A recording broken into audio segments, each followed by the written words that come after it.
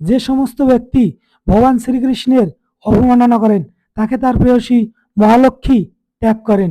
2, যে গৃহে শঙ্খ বাজে না, তুলসী পত্র দ্বারা ভগবানের পূজা হয় না, সে গৃহে লক্ষ্মী থাকে না।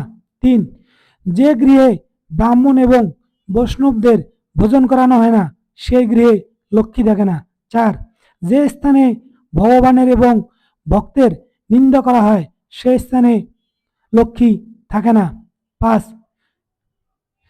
যে ব্যক্তি একাদশী তিথিতে এবং জন্মাষ্টমীতে ভোজন করেন তার গৃহেতে লক্ষ্মী থাকে না।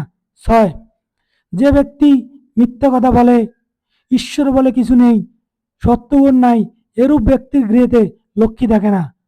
7, যে ব্যক্তি মিথ্যা সাক্ষী প্রদান করে, গচ্ছিত ধন অপহরণ করে, সত্য কথা বলে না, তার গৃহে লক্ষ্মী থাকে না। 8, যে ব্যক্তি বিশ্বাসঘাতকতা করেন তার গৃহেতে লক্ষ্মী থাকে না।